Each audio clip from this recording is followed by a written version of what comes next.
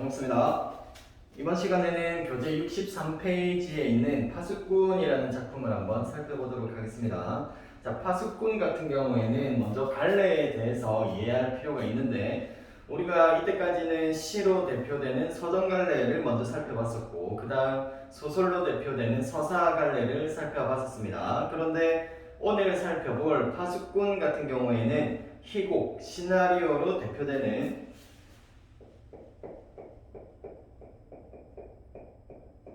극갈래로 분류해 볼 수가 있습니다. 극갈래라는 것은 무대 상연이라거나 혹은 드라마나 영화의 상영을 전제로 한 대본이다, 이렇게 보시면 되는데요.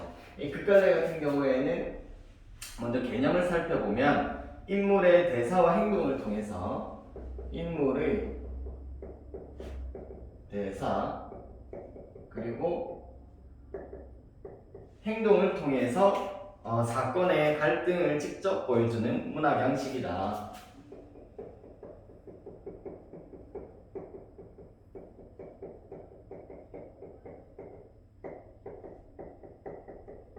자, 인물의 대사와 행동을 통해서 사건 혹은 갈등을 직접 보여주는 문학 양식이 바로 이 극갈래가 되겠습니다. 이 극갈래 같은 경우에는 그 하위 갈래로서 어떤 것들이 있냐면 크게 두 가지로 살펴볼 수가 있습니다. 첫 번째는 시나리오, 두 번째는 희곡인데요. 시나리오 같은 경우에는 아까 극갈래는 대표적으로 대본이라고 했잖아요. 문학 양식으로 인정이 되고 있는 대본이다, 이렇게 보시면 되는데, 시나리오는 드라마나 영화의 대본입니다. 그러면 희곡은 무슨 대본을 얘기하는 걸까요? 희곡 같은 경우에는 연극의 대본이에요. 연극의 대본이다. 그래서 무대에서 배우들이 행동하는 연극을 상연하기 위한 무대 상연을 전제로 하고 있는 작품이다, 이렇게 보시면 되겠습니다. 우리가 오늘 살펴볼 파수꾼 같은 경우에는 갈래가 희곡입니다. 희곡. 그러니까 무대 상연을 전제로 한 연극이다, 이렇게 생각하시면 되겠죠. 그래서 희곡, 이 희곡의 특징에 대해서 간단하게 살펴보면, 자, 첫 번째는 아까 무대 상연을 전제로 한다 그랬죠. 무대 상연을 전제로 하기 때문에 확인할 수 있는 특징이 몇 가지가 있습니다. 첫 번째는 무대 상연을 전제로 하기 때문에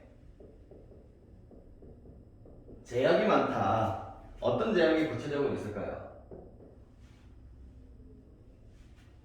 배우들이 무대 위에 한정된 공간에서 연기를 펼쳐야 되기 때문에 일단 시간적인 제약이 있겠죠. 하루 종일 연극을 할 수가 없다. 그런 다음에 무대라는 한정적인 공간에서 사건이 전개가 되기 때문에 공간의 제약도 있을 것이고, 그리고 무대라는 한정된 공간에 올라갈 수 있는 등장인물 수의 제약도 있겠죠. 그 다음 두 번째는 희곡은 무슨 문학이냐? 대사. 등장인물들끼리 희곡에서 이야기를 나누는 것을 대사라고 합니다. 그 다음 이 대사를 통해서 등장인물들이 직접적인 행동을 하게 되죠. 그래서 대사와 행동의 문학이다. 그 다음 마지막 세 번째는 희곡은 어떻게 구성이 되어 있냐면 막과 장으로 구성이 되어 있습니다. 막이 오른다, 들어보셨죠? 막이 오른다라는 것은 이제 극이 연극이 시작이 된다는 것을 알려주는 것이고, 장은 각각의 장면을 의미한다 라고 보시면 되겠습니다. 그 다음 희곡을 구성하고 있는 구성 요소를 한번 살펴보겠습니다. 희곡의 구성 요소. 자, 희곡은 크게 두 가지 구성 요소로 우리가 나눠볼 수 있습니다. 자, 첫 번째는 형식 요소. 자, 형식 요소 같은 경우에는 이제 세 가지로 다시 나눠볼 수 있는데, 첫 번째는 해설, 그 다음 두 번째는 대사, 마지막 세 번째는 지시문입니다. 자, 해설 같은 경우에는 희곡의 첫머리에, 그러니까 막이 완전히 오르기 전에 무대 장치라거나 인물 같은 것들 혹은 배경을 설명해주는 앞부분에 나오는 내용이에요. 그 다음 대사 같은 경우에는 말 그대로 등장인물들이 주고받는 말이 되겠죠. 이 대사 같은 경우에는 다시 종류를 세 가지로 나눠볼 수가 있는데, 첫 번째는 등장인물들끼리 주고받는 것은 대화라고 합니다. 그 다음 여러분들이 많이 들어보셨겠지만 독백이 있고, 그 다음은 방백이 있어요. 독백 같은 경우에는 혼잣말이라고 생각하시면 됩니다. 혼잣말. 그 다음 방백 같은 경우에는 요거는 약속이에요. 예를 들면 우리가 춘향전을 배웠잖아요. 춘향전의 앞부분, 발단 부분을 보시면 이몽룡이 춘향이가 그네 뛰는 장면을 보고 반한단 말입니다. 그런데 그 옆에 이제 이몽룡이 항상 데리고 다니는 방자라는 인물이 있어요. 그러니까 예를 들어서 이몽룡이 저 아가씨가 너무나 이쁘구나, 누구냐라고 했을 때 방자가 속으로 이런 생각을 할 수가 있겠죠. 또 저렇게 여자를 밝히는구나. 근데 이걸 입 밖으로 내뱉는 거예요. 근데 이거 이몽룡이 들으면 돼, 안 돼? 안 되죠. 들으면 이제 큰일이 난단 말입니다. 그런데 관객은 들을 수가 있어요, 없어요? 관객도 들을 수가 있겠죠. 이몽룡도 들을 수가 있고. 그런데 방백 같은 경우에는 약속이라고 그랬잖아요. 관객에게는 들리지만 다른 상대방은 듣지 못한다라는 것을 서로 암묵적으로 약속을 한 발화 방식이 바로 이 방백이 되어 있습니다. 그 다음 지시문 같은 경우에는 두 가지로 또 나눠볼 수가 있는 동작 지시문이라거나 무대 지시문 이렇게 나눠볼 수가 있는데요.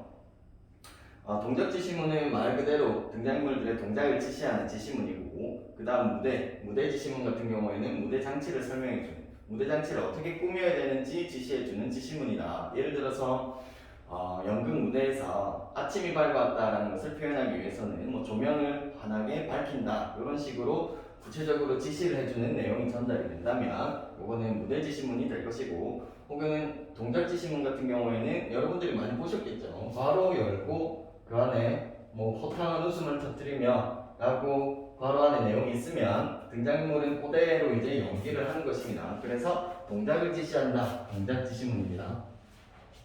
그 다음은 두 번째, 형식 요소를 봤으면 이제 내용 요소도 살펴봐야 되겠죠. 내용 요소는 우리 소설의 내용 요소와 같습니다. 왜냐하면 흑갈래 같은 경우에도 사건의 갈등을 직접 보여주기 때문에 갈등을 통해서 사건이 전개가 되는 문학이기 때문에 어떤 것들이 등장을 해야 될까요? 바로 인물, 사건, 배경, 이렇게 세 가지 내용 요소를 우리가 확인할 수가 있습니다. 이 내용은 우리가 서상을 낼 때 살펴봤던 내용이니까 넘어가고, 자, 마지막 배경 지식으로 마지막으로 한 가지 살펴봐야 되는 것이 그러면 소설과 이 희곡은 어떤 차이가 있느냐? 공통점도 있겠죠. 우리가 아까 끝갈래의 개념에서 살펴봤던 것처럼 무엇을 다루고 있는 거예요?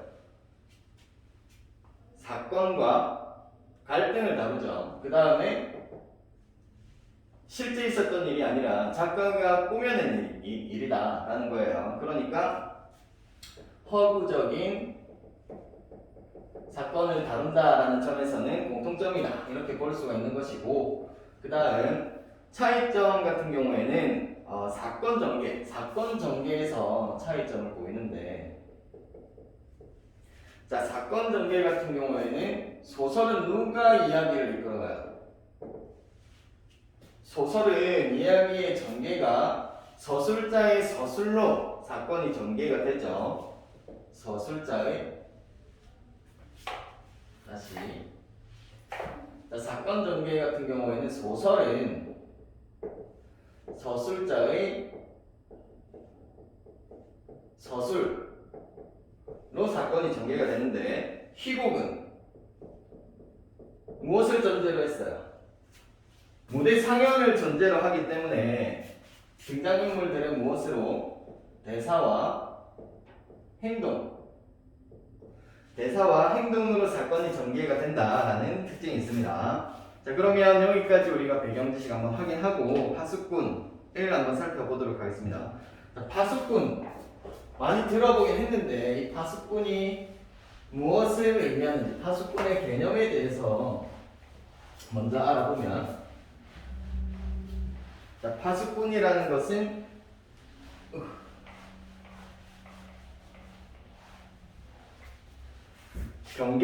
경계병이다 생각하시면 됩니다. 이 마을을 지키는 사람. 자, 이 작품 같은 경우에는 이 마을을 지키는 역할을 하는 파수꾼 가, 나, 다 세 명의 인물이 등장하고 한 명 더 촌장이라는 인물이 등장을 하게 되는데, 앞부분의 줄거리를 먼저 한번 살펴보겠습니다. 새로 파수꾼이 된 페이지 63페이지 교재 63페이지가 되겠습니다. 새로 파수꾼이 된 소년 다는 망루가 세워진 황야로 온다. 파수꾼 가가 망루 위에서 이리떼다 이리떼가 몰려온다 라고 외치면 파수꾼 나는 망루 아래에서 북을 두드려 마을에 알린다. 마을 사람들은 파수꾼의 북소리를 듣고 허둥대다가 지붕에서 떨어져 다리가 부러지기도 하고 우물에 빠져 죽기도 한다. 어느 날 다는 처음부터 이리떼가 존재하지 않았다는 사실을 알게 되고 그 사실을 적은 편지를 망루로 보급품을 날라주는 운반인에게 부탁하여 촌장에게 보낸다. 편지를 전하기 전에 내용을 읽어본 운반인은 이 사실을 마을 사람들에게 퍼뜨린다. 자, 여기서 중요한 것은 이리떼라는 단어인데요. 이리떼가 나타났다라고 파수꾼이 망루 위에서 외치면 마을 사람들은 막 허둥지둥하는 모습을 보이죠. 그런데 파수꾼 다가 여기 이 망루로 온 뒤에 무엇을 확인하게 됩니까?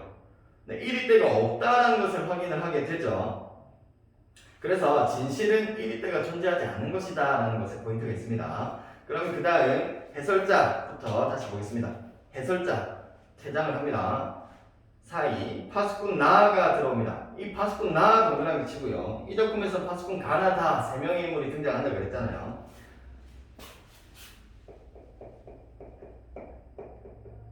자, 인물을 우리가 살펴보면 이 파수꾼 나 같은 경우에는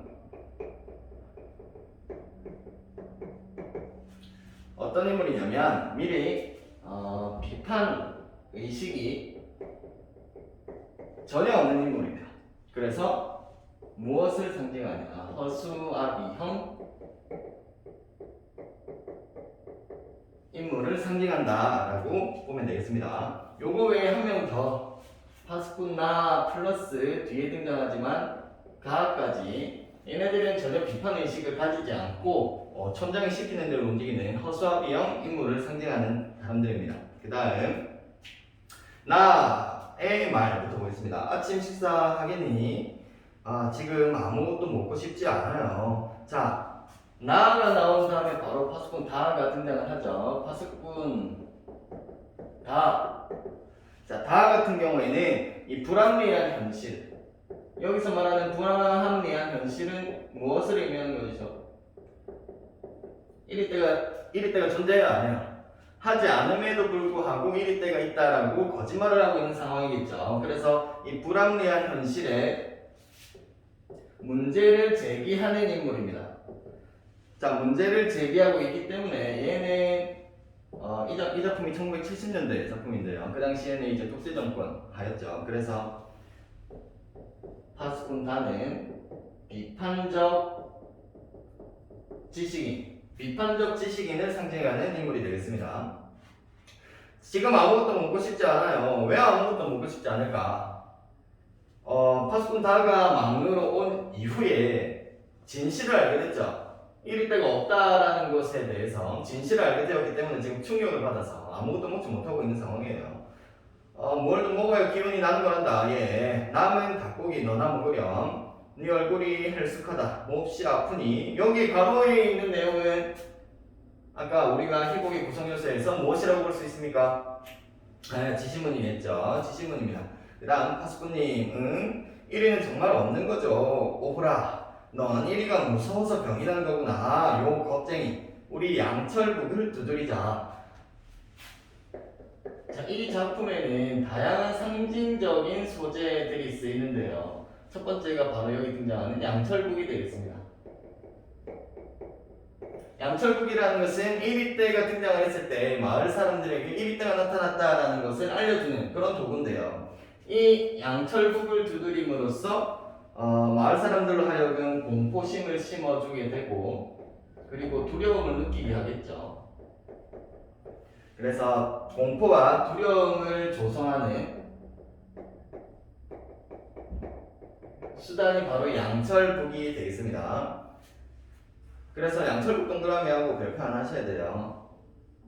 그 다음 그걸 힘껏 두드리고 있노라면 1위 때가 덜 무서워질 거야. 자, 1위 때도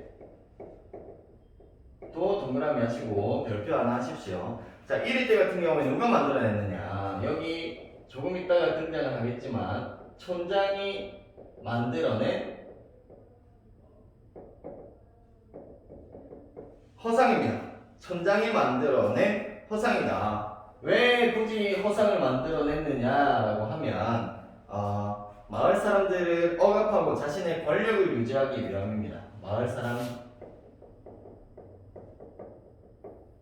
억압하고 자신의 권력을 유지하기 위해서 가짜로 만들어낸 대상이 바로 이 1위대라는 것이죠. 그 다음 1위대가 덜 무서워질 거야. 양철북을 차요. 그래, 치는 법을 가르쳐주마. 소용없어요. 그건 사실을 말씀드리죠. 오늘 새벽 눈을 뜨고 있던 건 저뿐이었어요. 모두들 잠을 잤고요. 그 틈을 노려 1위대가 습격해오면 어쩌나 하고 전 두려웠어요. 그래서 저는 막루 위에 올라갔던 거예요. 그 높은 곳에서 저는 이 황야의 전부를 바라보았죠. 자, 여기 막루 동그라미 치시고요. 막루도 상징적인 소재를 쓰이고 있습니다. 자, 막루 같은 경우에는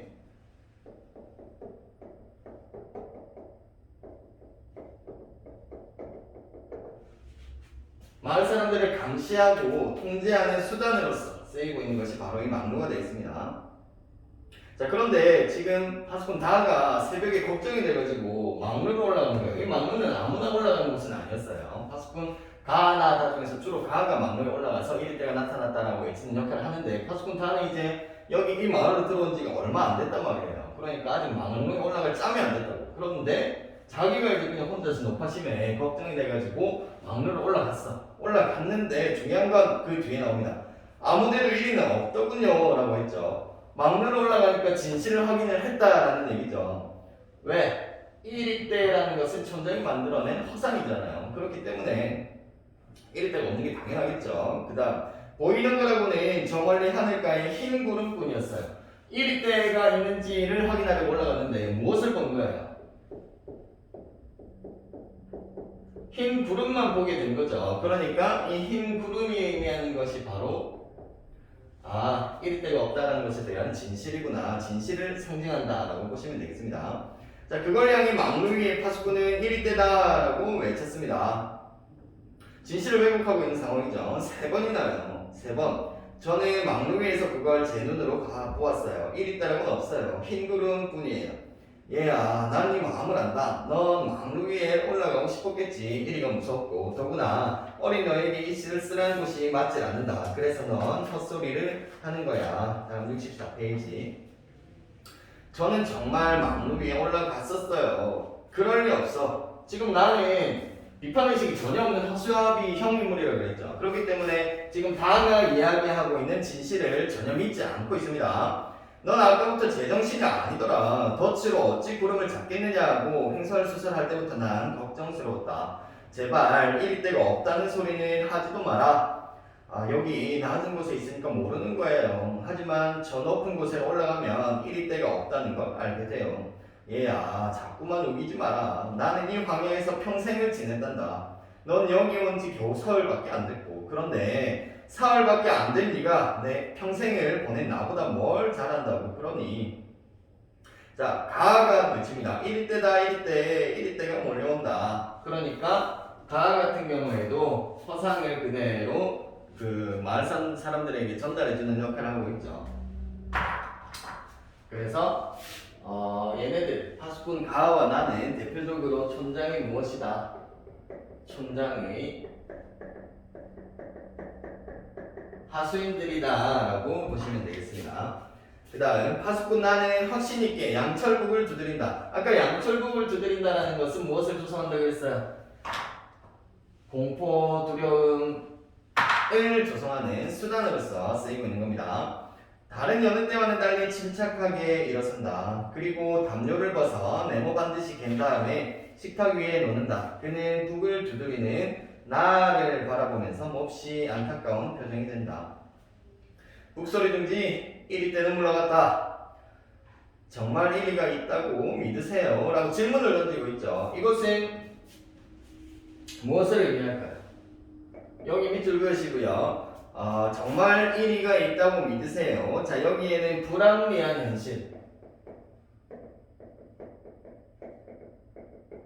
현실에 대한 문제를 제기하고 있는 부분이 되겠죠. 불합리한 현실에 대해서 문제를 제기하고 있습니다. 파수꾼단의 이 불합리한 현실에 문제를 제기하는 비판적 지식인으로서의 역할을 하고 있기 때문에 여기에서는 문제를 제기하고 있는 겁니다. 보렴, 방금도 1위 때가 오질 않았니? 그렇지 않다면 내가 왜 양철국을 치며 평생을 보냈겠느냐? 자, 여기 밑줄 긋습니다. 나의 말. 보렴, 방금도 1위 때가 오질 않았니? 자, 1위 때가 왔다라고 외친 건 파수꾼 가죠. 파수꾼 가가 막로에서 이제 확인을, 허상이지만 확인을 하고 밑에 알려준 거예요. 그래서 파수꾼 나가 북을 치는 그런 상황이었는데요. 그러면 파수꾼 나는 1위 때를 확인을 했어요? 하지 못했어요? 파수꾼 나는 1위 때를 직접 본 적이 없죠? 그러니까 1위 때를 확인한 적이 없단 말입니다. 확인한 적이 없음에도 불구하고 있다라고 어떻게 생각해요? but 존재를 확신하고 있는 거죠. 1위 때의 존재가 있다라고 확신을 가지고 있습니다. 그렇기 때문에 이 파수꾼 나의 성격은 우매한 성격, 어리석다라는 뜻입니다. 우매한 성격을 가지고 있다. 그 다음 그렇지 않다면 내가 왜 양철국을 치며 평생을 보냈겠느냐. 서운하다. 아무리 아픈 애라지만 너무 심한 말을 하는구나. 자, 여기 너무 심한 말 밑줄 그으시고요. 왜 파수꾼 나가 이제 온지 고작 3일밖에 안 된 어린 파수꾼 다에게 너무 심한 말이 너무 심하다라고 얘기를 했을까? 그 위의 내용을 살펴보면 되겠죠. 이 파수꾼 나 같은 경우에는 이 막로에서 평생을 보냈다라고 되어 있습니다. 그렇기 때문에 이 부분에서는 그 이유가 뭐냐, 왜냐 하면 파수꾼 다의 말을 통해서 파수꾼 나는 무엇을 느꼈냐? 자신의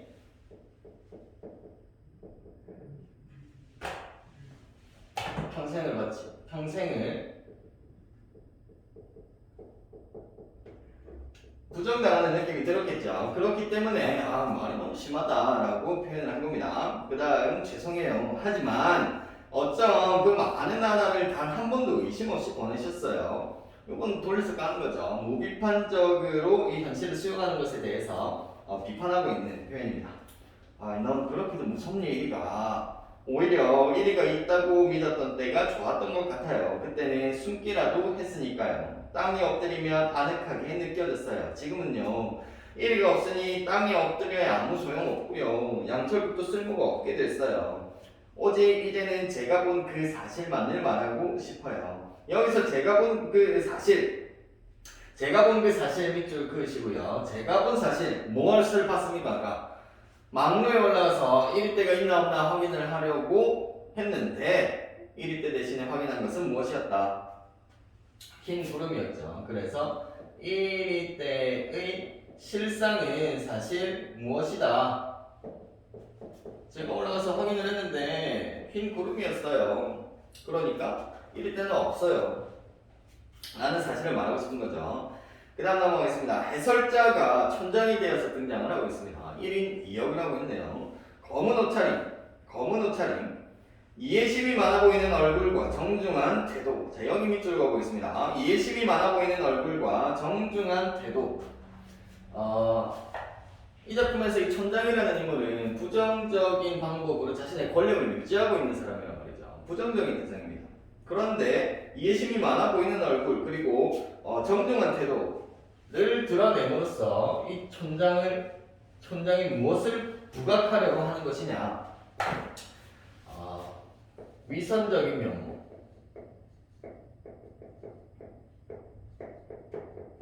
착한 척 하는 거죠. 위선적인 면모를 부각하려고 이렇게 예의식 많아 보이는 얼굴 그리고 정중한 태도를 드러내고 있는 겁니다. 자, 촌장 수고하시는군요, 파수꾼님. 자, 인물이 한 명이 더 등장을 하죠. 촌장이 등장을 하게 됩니다. 이 촌장은 진실을 왜곡하는 것을 주도하는 인물이죠. 자, 진실을 왜곡하는 인물이고 그리고 공포를 조장합니다.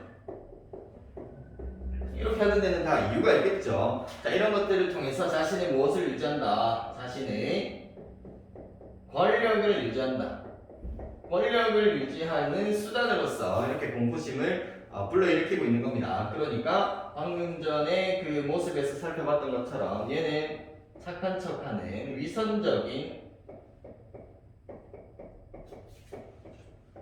위선적인 권력자다라는 것을 미리 알아두셔야 합니다. 그 다음 수고하시는군요, 파수꾼님. 촌장님 여기는 웬일이십니까? 다음 65페이지 추억을 더듬어 봤습니다. 이 황야는 내가 어린 시절 야생 딸기를 따러 오곤 했던 곳이지요. 그땐 이리가 무섭지도 않았나 봐요. 여기저기 덫이 깔려있고 막루 위에 파수꾼이 외치는데도 어린 나는 딸기 따기에만 열중해 있었으니까요. 그 즐거웠던 옛 추억, 오늘 아침 나는 그 추억을 상기시켜주는 편지를 받았습니다. 자, 이 편지에는 어떤 내용이 실려있던 거예요? 1위가 존재하지 않는다라는 진실이 실려있는 편지죠. 그런데 여기 촌장의 말을 보시면요, 그 추억을 상기시켜준대요. 일반적으로 이 추억이라는 것은 긍정적인 의미를 가지죠. 아름다운 추억, 이런 식으로 긍정적인 말의 수식을 받는 아이인데, 이 편지는 진실을 담고 있기 때문에 이 촌장에게는 긍정적이에요, 부정적이에요?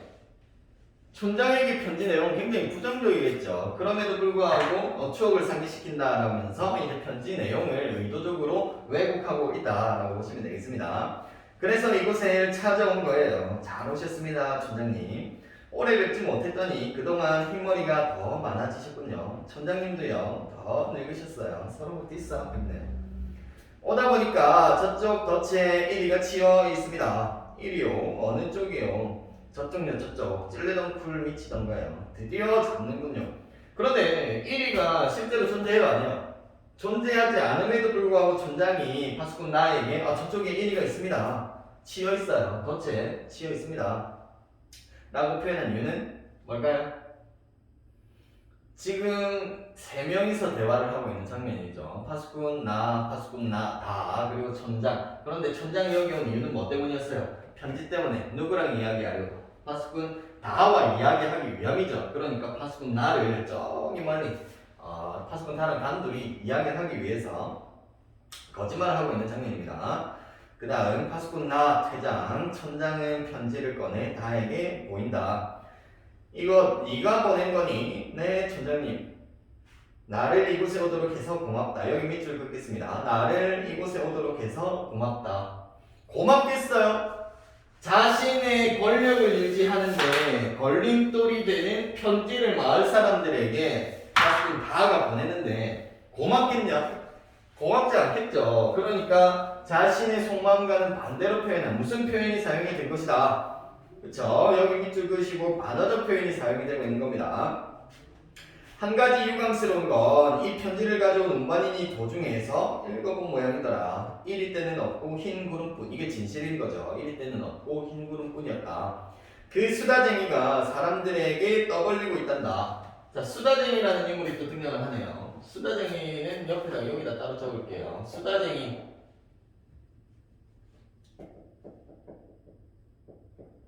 자, 수다쟁이는 무엇을 하는 사람들입니까? 아까 진실이 적힌 편지를 받고 마을 사람들에게 알리고 있죠. 그러니까 이 수다쟁이라는 것은 진실을 외치는 사람들이겠죠.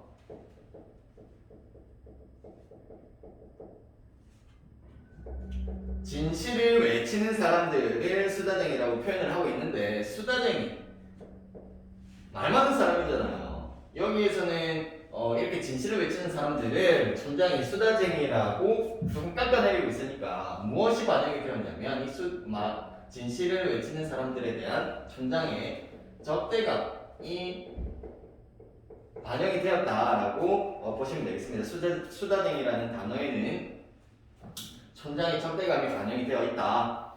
조금 후에는 모두들 이곳으로 몰려올 거야. 물론 네 탓은 아니다. 넌 나 혼자만을 와달라고 하지 않았니? 몰려오는 사람들, 말하자면 불청객이지. 더구나 어떤 사람은 도끼까지 들고 온다더라. 위협적인 상황을 제시하고 있죠. 무기를 챙겨오는 거예요. 도끼를 왜 들고 와요? 막루를 부순다고 그런단다. 이리 때는 없고 흰 구름뿐. 그것이 구호처럼 외쳐지고 있어. 그 성난 사람들만 오지 않는다면 난 너하고 딸기라도 따러 가고 싶다. 자, 상징적인 소재 딸기가 등장하고 있습니다.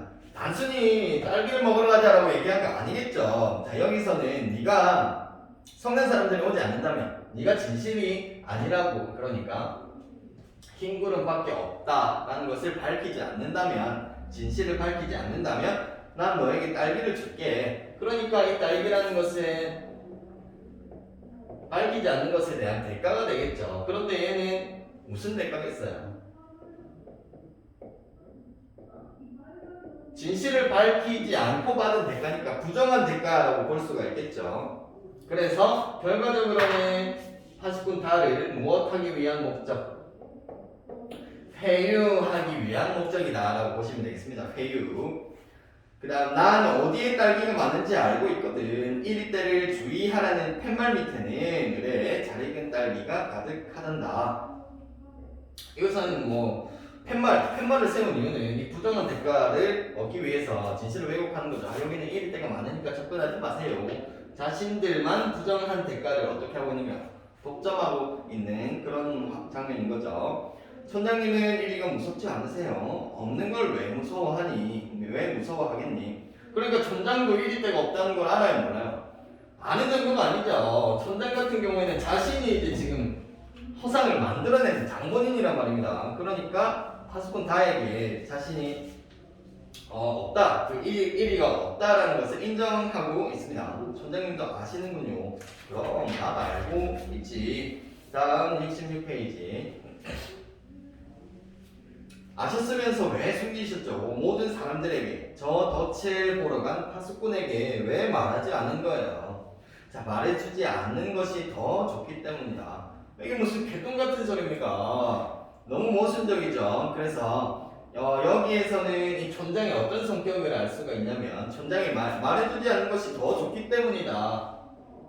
자기 마음대로 생각하고 있죠. 독선적인 성격을 확인할 수가 있고, 그 이유는 우리가 일반적으로 사람들이 생각하는 건전한 상식을 무시하고 자기 생각만, 자기 주장만 펼치고 있죠. 말해주지 않는 게 더 좋은 거야. 그 이유는 자신의 권력 유지 위함이겠죠. 그 다음 다가 얘기합니다. 거짓말 마세요, 촌장님. 촌장님한테 배기고 있죠. 비판적 지식인의 면모가 아직까지는 나타나고 있습니다. 왜 아직까지는 이라고 표현하냐면 조금 이따가 살펴볼게요. 아직까지는 이 비판적 지식인의 면모를 버리지 않고 있습니다. 자, 일생을 쓸쓸한 곳에서 보내는 것이 더 좋아요. 사람들도 그렇죠. 이리 때가 몰려온다. 이 헛된 두려움에 시달리는데 그게 더 좋아요. 촌장이 얘기합니다. 얘야, 이리 때는 처음부터 없었다. 여기 괄호 열겠습니다. 얘야, 여기 이 부분 괄호 열고. 얘야, 이리 때는 처음부터 없었다. 없는 걸 좀 두려워한다는 것이 뭐가 그렇게 나쁘다는 거냐? 지금까지 단 한 사람도 우리 일에게 물리지 않았단다. 마을은 늘 안전했어. 그리고 사람들은 이리 때에 대항하기 위해서 단결했다. 그들의 질서를 만든 거야, 질서. 그게 뭔지 넌 알긴 하니 모를 거야, 너는. 그건 마을을 지켜주는 거란다. 자, 여기까지 괄호 닫으시고요. 자, 여기서는 자신이 만들어낸 허상에 대해서 촌장이 어떻게 하고 있어요? 스스로를 합리화하고 있는 장면이 나오죠. 왜?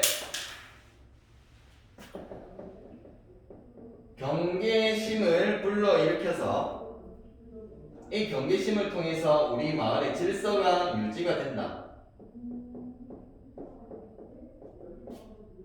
질서 유지 원동력이기 때문에 아니 이때 사실 아무도 안 물리지 않았잖아 라고 하면서 자신이 만들어낸 허상에 대해서 합리화하고 있는 단락이 되겠습니다. 그 다음 물론 저충직한 파수꾼에게는 미안해 수천 개의 쓸모없는 덫들을 보살피고 양철북을 요란하게 두들겼다. 여기에 덫 나오죠. 덫 동그라미 치겠습니다. 덫. 덫.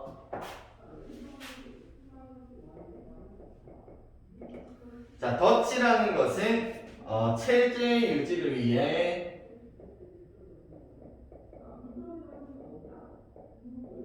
체제 유지를 위한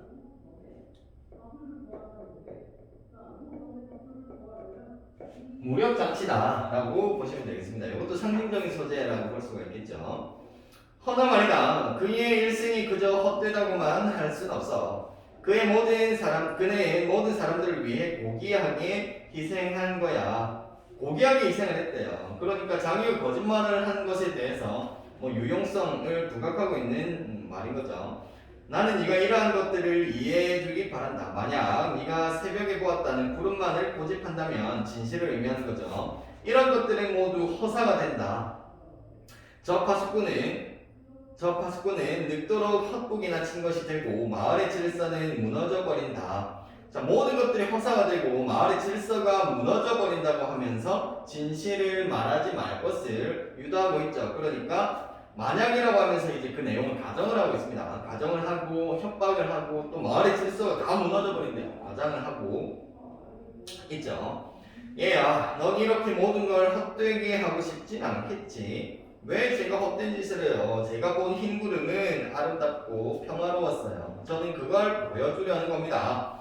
이제 곧 마을 사람들이 온다죠. 잘 됐어요. 저는 망루 위에 올라가서 외치겠어요. 자, 망루 위에 올라가서 외치겠대요. 무엇을 외치는 겁니까? 진실을 외치는 거죠. 그러니까 아직까지는 역시 여전히 진실을 밝히겠다는 것에 대해서 의지를 잃지 않고 있죠. 여전히 비판적인 지식이 되면 확인할 수가 있습니다. 자, 잠시 동안 침묵을 지킨 후에 웃으며, 자, 여기에 지시문이 제시가 되어 있죠. 바로 안에 있는 거 지시문인데요. 잠시 동안 침묵을 지킨 후에 웃음을 보이고 있습니다. 당황했어요? 당황하지 않았어요? 요 부분 밑줄 그거 보시죠. 자, 당황하지 않은 거예요. 당황하지 않고 굉장히 어떤 모습, 침착한 모습을 보여주고 있죠. 그래서 이 작품에 등장하는 천장 같은 경우에는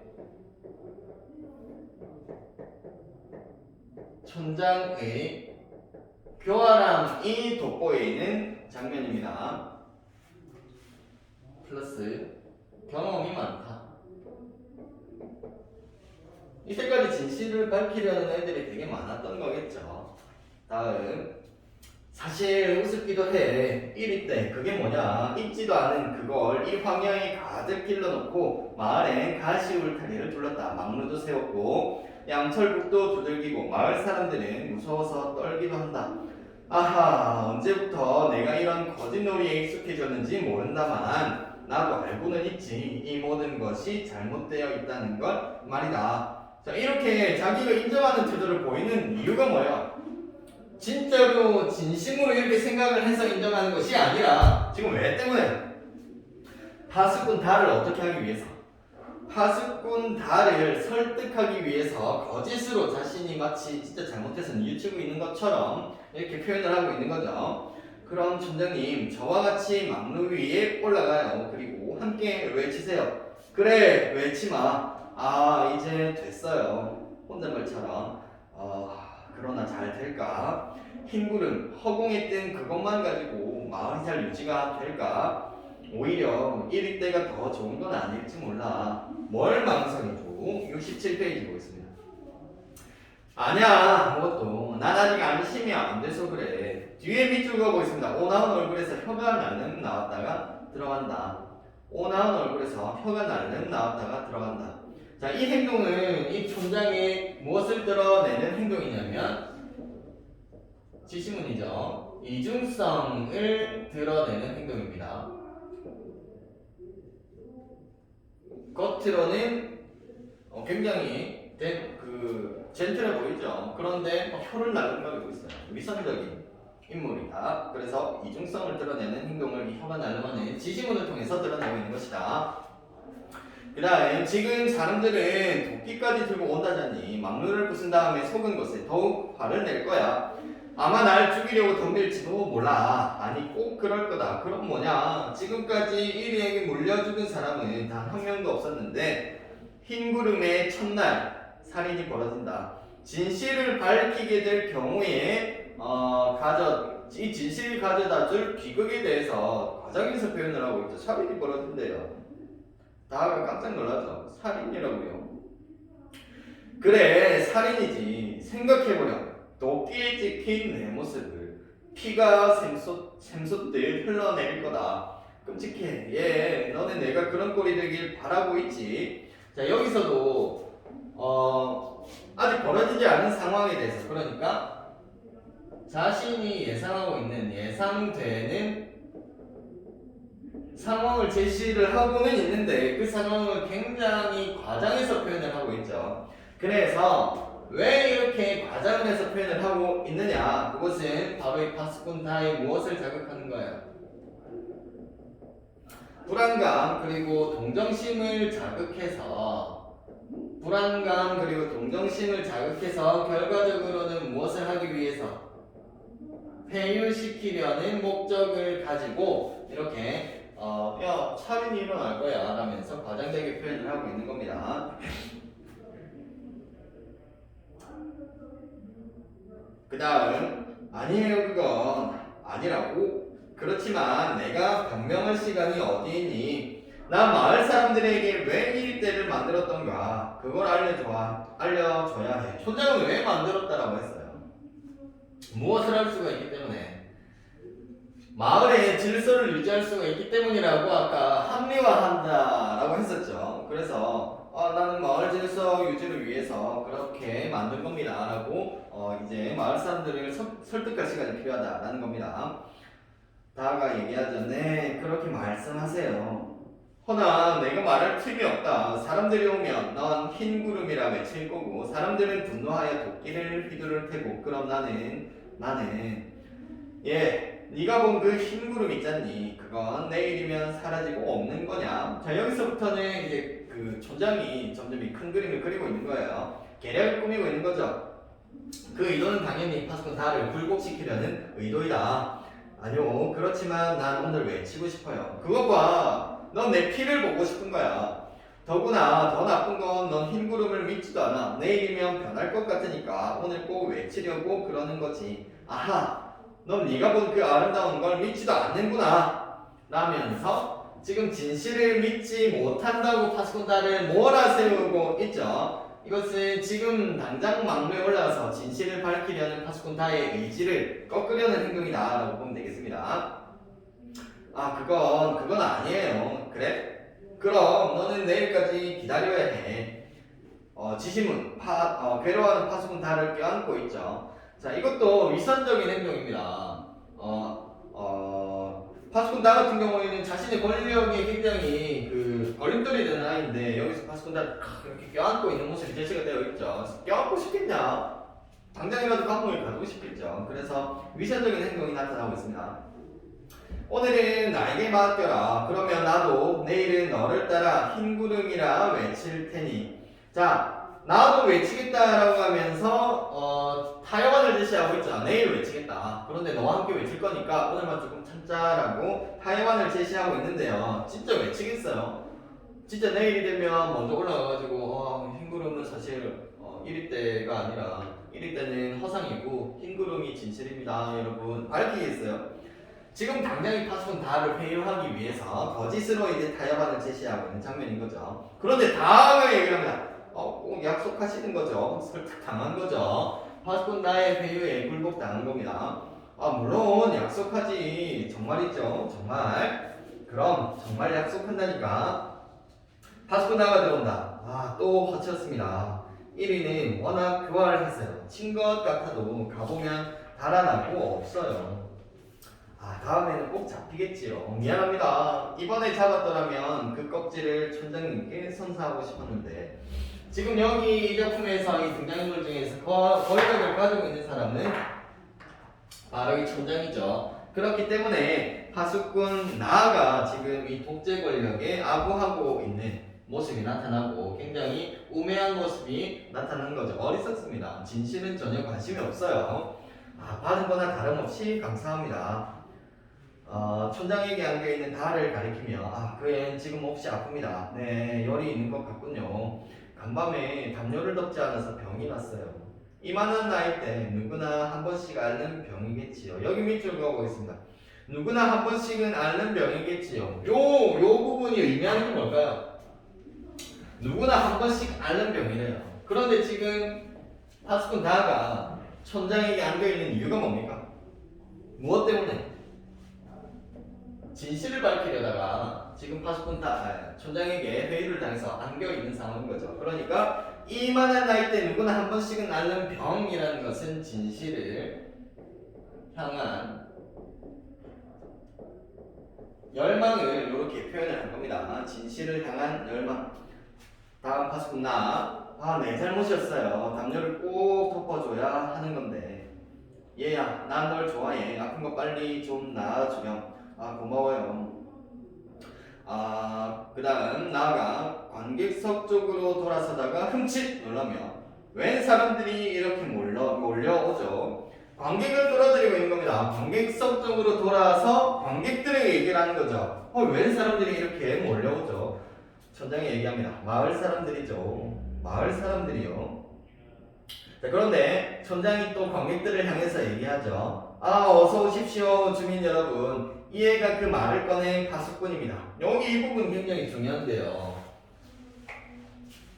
관객들을 향해라는 지시문, 여기 부분에 밑줄을 그으시고요.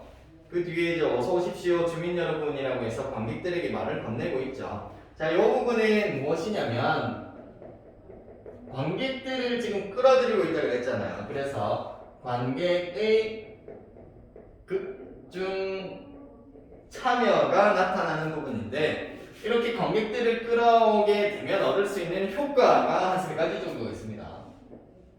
그 효과는 첫 번째, 이 작품은 갈래가 희곡이었잖아요. 무대 상연을 전제로 하고 있기 때문에 굉장히 많은 제약이 따른단 말이죠. 그렇기 때문에 일단 첫 번째 등장인물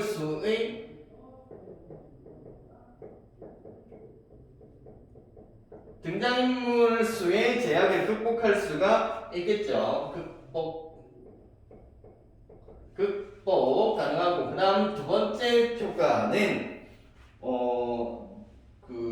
관객들을 직접 이 극 중에 참여를 시키니까 관객들로 하여금 무엇을 불러일으키겠어요? 우리가 극 중에 일부가 되었구나. 관객들로 하여금 흥미를 유발하게 될 것이고, 그 다음 이 세 번째가 굉장히 중요한데요. 관객들로 하여금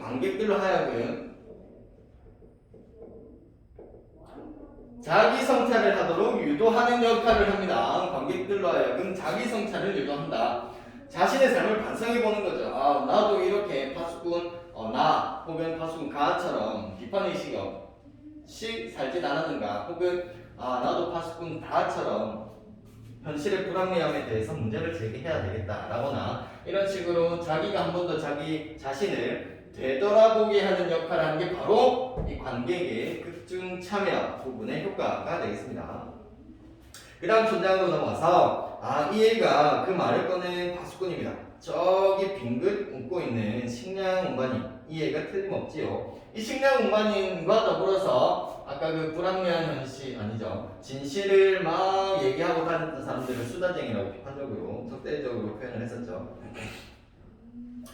식량 운반이 이 애가 틀림없죠. 네, 그렇다고 확인했습니다. 1위 때인지 아니면 흰 구름인지 직접 이 아이의 입을 통해서 들어봅시다. 이 아이는 파수꾼 다를 얘기하는 겁니다. 그러니까 파수꾼 다가 지금 회유를 당하는 상황이죠. 그러니까 거짓말을 하도록 계속해서 강요하고 있는 거죠. 자, 파수꾼 다가 쓰러질 것 같은 걸음으로 막루를 향해서 걸어간다. 자, 쓰러질 것 같은 걸음. 어떤 행동을 통해서 이 파수꾼 다에 지금 무엇을 드러내고 있는 거예요? 내적 갈등이 심하다라는 것을 알 수가 있겠죠. 당당한 걸음이 아니에요. 쓰러질 것 같은 걸음입니다. 막루를 가는 와중에 내가 이렇게 하는 게 맞는 것인가 라는 것에 대해서 내적 갈등을 하고 있는 거죠. 혼란스럽고 괴로운 감정이 드러나 있습니다. 나아가 근심스럽게 쫓아간다. 얘야 괜찮겠니? 네. 아무래도 걱정이 되는구나. 넌 이리 때라 말만 들어도 벌벌 떠는 겁쟁이인데 막루 위에 올라가서 엎드리면 안 돼. 이렇게 많은 사람들이 널 보러 오지 않았니? 얼마나 큰 영광이냐. 이 기회에 말이다. 넌 너 자신이 파수꾼이라는 걸 힘껏 자랑해야 한다. 알았지? 응? 자, 여기 파수꾼 동그라미 쳐보겠습니다. 방금 나오니 넌 너 자신이 파수꾼이라는 걸 힘껏 자랑해야 한다의 이 파수꾼. 여기서 이 파수꾼이 의미하는 것은 그냥 파수꾼이 아니라 무슨 파수꾼이냐면 촌장의 하수인, 촌장의 하수인으로서의 파수꾼을 의미하는 단어가 여기 이 파수꾼 나의 말에 나타나는 파수꾼이 되겠습니다. 촌장 얘기합니다. 그만 올라가게 하십시오. 파수꾼단의 막루 위에 올라간다. 긴 침묵. 이 긴 침묵도 밑줄 그으시고요. 여기서도 계속해서 이게 자기가 이렇게 회유를 당해서 진실을 밝히지 않는 것에 대해서 갈등하고 있는 거죠. 그러니까 긴 침묵에서도 마찬가지로 내적 갈등을 확인할 수가 있다. 그런데 마침내 부러졌습니다. 이리 때다. 이리 때가 몰려온다. 여기 밑줄 그으시고요. 마지막 다 부분. 이리 때가 몰려온다. 자, 여기까지 과정을 한번 살펴보시면 촌장이 진실을 밝히려는 파수꾼 다를 계속해서 회유하려고 했는데 결국에는 파수꾼 다가 이 촌장의 회유에 굴복당하게 되죠. 그런 다음에 얘는 처음에는 비판적인 지식인의 역할을 했단 말입니다. 그런데 결과적으로는 촌장의 회유에 굴복하게 되고 결과적으로 무엇이 되었냐? 촌장의 하수인으로 전락하게 되고 말죠. 그러니까 첫 부분에서는 얘는 그래도 긍정적인 인물이구나, 깨어있는 인물인 줄 알았는데 보니까 어때요? 결국에는 얘도 하수인에 불과하게 이렇게 전락을 하는구나, 하수인으로 전락을 하는구나, 이렇게 흐름이 이어지는 겁니다. 그 다음 69페이지 보겠습니다. 파수꾼 가의 손이 번쩍 들려지며 그도 외친다. 파수꾼 나는 신이 나서 양철북을 두드린다. 북소리 한동안 계속이 된다. 북소리가 한동안 계속된대요. 북소리가 계속된다. 그러니까 마을 주민들로 하여금 불안감을 더 키우게 되는 거죠. 불안감을 증폭시키는 겁니다. 그 다음 북소리 중지 이리 때는 물러갔다. 주민 여러분, 이것으로 진상은 밝혀졌습니다. 흰 구름은 없으며 이리 때뿐입니다. 이 막루는 영구히 유지되어야겠지요. 양철북도 계속 쳐야 할 것입니다. 여기 밑줄 그어보고 있습니다. 촌장의 말. 이 막루는 영구히 유지되어야겠지요. 양철북도 계속 쳐야 할 것입니다. 자, 아까 파수꾼 다를 회유할 때는 나도 내일 올라가서 외칠 것이다, 진실을 외칠 것이다 라고 했는데 여기에서는 마을 주민들이 몰려오니까 이 막루 여전히 영구히 유지해야 되겠죠. 1위가 있으니까 양털북도 그래서 계속 쳐야 될 것 같아요 라고 하면서 파수꾼 나와 있던 약속과는 다른 선언을 마을 사람들이 모였을 때 하고 있습니다. 이것은 앞으로도 어떻게 자신의 권력과 거짓이 계속 유지가 될 것이다 라는 것을 암시하는 표현이다 라고 보시면 되겠습니다. 자, 여러분, 다음 일의 습격 때까지 잠시 시간적 여유가 있습니다. 그 틈을 이용하여 돌아가십시오. 가시거든 마을 광장에 다시 모이시기 바랍니다. 수다쟁이 운반인의 처벌을 논의합시다. 이 수다쟁이 운반인이라는 사람은 진실을 전파한 사람이죠. 아까 편지를 중간에 몰래 뜯어가지고 진실을 전파했던 사람입니다. 그럼 어서 돌아가십시오. 이리 때가 여러분을 물어뜯으러 옵니다. 라고 하면서 공포감을 계속해서 조성을 하고 있죠. 막루위에서 파수꾼 다가 내려온다. 난 네가 이렇게 용감해질 줄은 몰랐구나. 굉장히 그 파수꾼 다를 자랑스러워하고 있죠. 이렇게 표현한 이유는 파수꾼 나는 막루위에 올라간 적이 없어요. 그러니까 진실을 알아 몰라. 진실을 모르기 때문에 파수꾼 다가 용기를 내서 저기 올라갔다라고 생각을 하는 겁니다. 그래서 굉장히 자랑스러워하고 있는 거죠. 자, 촌장 고맙다. 정말 잘해주었다. 아니야, 난 몰랐던 건 아니었어. 넌 나에게 용감한 사람이 되라고 약속하질 않았니? 난 그때 이미 알아본 거야. 넌 꼭 훌륭한 파수꾼이 될 거라고. 나 좀 보자. 너한테는 안 됐다만 넌 이곳에서 일생을 지내야 한다. 이곳에서 일생을 지내야 한다. 그러니까 마을에서 떨어진 이 막루가 있는 곳에서 평생을 보내야 된다라고 얘기를 하고 있는 거죠. 왜? 마을로 오게 되면 마을 사람들에게 무엇이 퍼질까봐, 진실이 퍼지게 될까봐 우려하고 있는 촌장의 모습이죠. 그렇기 때문에 진실이 밝혀지지 않게 하려는 이 촌장의 계략이 드러나는 부분이고, 그만큼 촌장이 교활한 인물이다라는 것을 알 수가 있는 거죠. 마을에 오지 마라. 여기 밑으로 가보겠습니다. 마을에 오지 마라. 자, 이제는 그 다를 대하는 태도가 갑자기 바뀝니다. 그전에는 굉장히 다정한 말투였다면 여기에서는 갑자기 명령을 오지마! 라고 고압적인 태도를 보이고 있죠. 그래서 태도의 변화가 나타나는구나.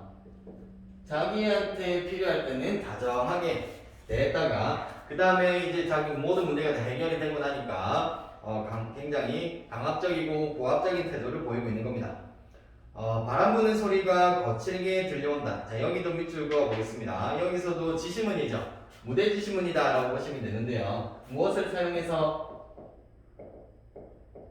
음향 효과, 바람 부는 소리가 이렇게 스피커로 나오겠죠. 음향 효과를 사용해서 어떤 분위기를 연출하고 있는 겁니까? 어두운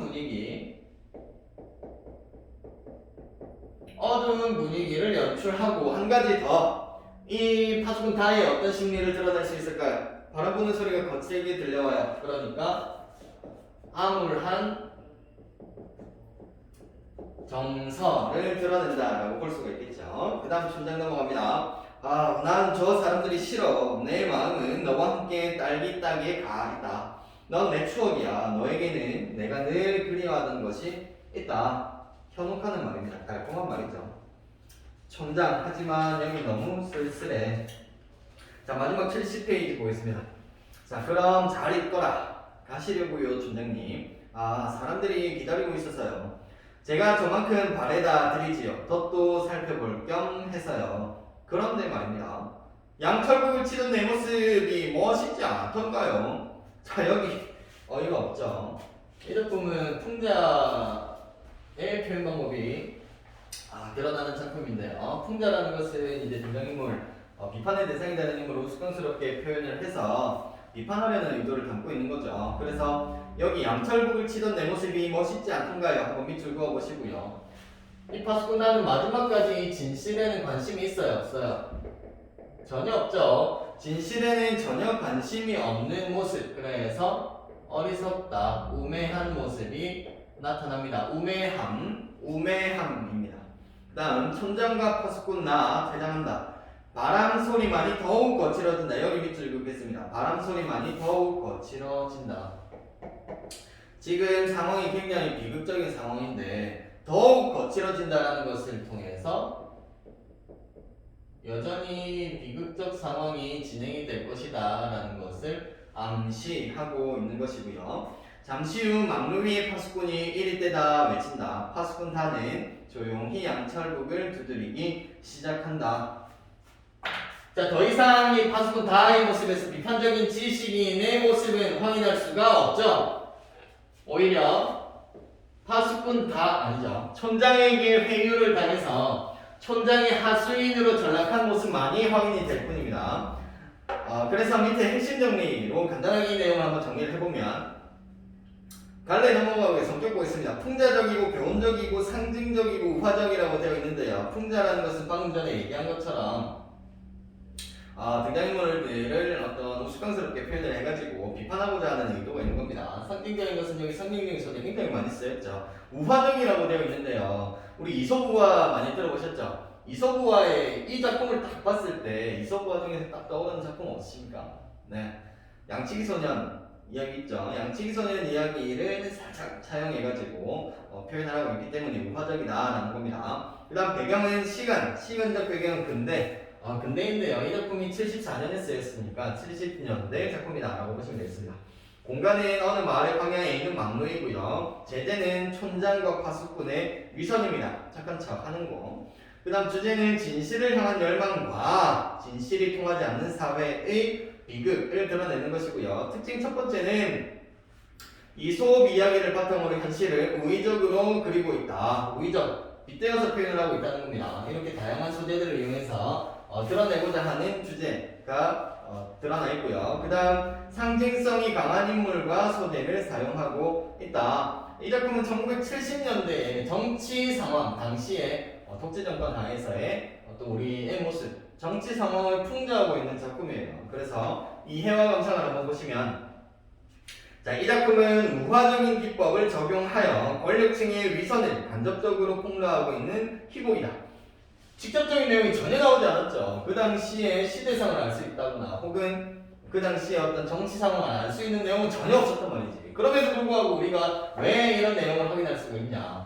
고도의 상징성, 상징적인 소재를 사용해서 이 당시에 어떤 1970년대 정치 상황에 대해서 비판하고 있구나. 이렇게 각각의 소재들이 이런 의미를 가지고 있구나라는 것을 유추해 볼 수가 있는 겁니다.